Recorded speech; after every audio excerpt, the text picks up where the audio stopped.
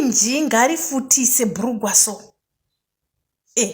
Ndo panoti mukadzi kuita dinji. Haungoite mukadzi usina dinji, kungori flatuku. Murume ngaatarise achikuona asati akunyenga, atoziva kuti zvanda kuchinyengera munhu uyu ndezvedinji izvi. Futisa kabhurugwa kako kudai so, kaite kachuru so.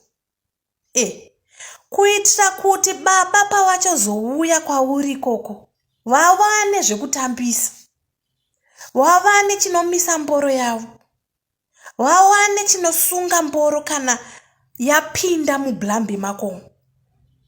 Kwete kuita chinhu chakangoti svasvasva, hapana kana chekubata, hapana kana chekudi. Mungoita yemukanwa here, mungoita romenzi yekusvisvinana miromo, mungobatana batana mazamu. Uko kunofanira kutambwa nababa uko.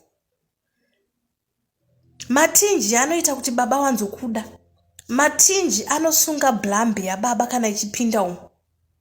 Inonyerekedzera zvokuti iwo vanenge vachingosimba vachipusha, vachinzwa kunakirwa so. Kana uri munhukadzi, dada nematinji ako, ndokuti mukadzi kauko.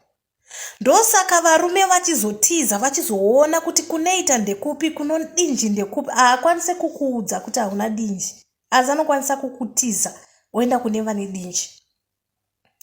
Kana usina dinji, gara wasota madhiri izvezvi.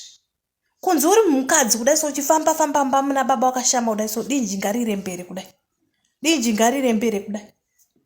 Ndokuti mukadzi izvi, ukapira baba mhata kudai so, dinji ngaritenderere ruye kuseruko. Ndokuti mukadzi akarongeka ikoko. Kwete kuita kunge mukadzi anozezwa nemurume kuti ndichanobata chiko kumba ikoko.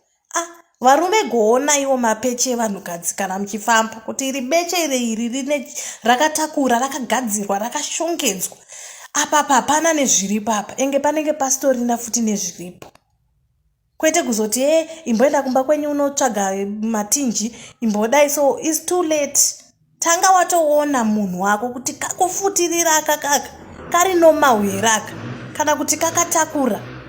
V11 ngari kure kudai. Rifambe richidai so, V11. Muzoti handisi kukuda.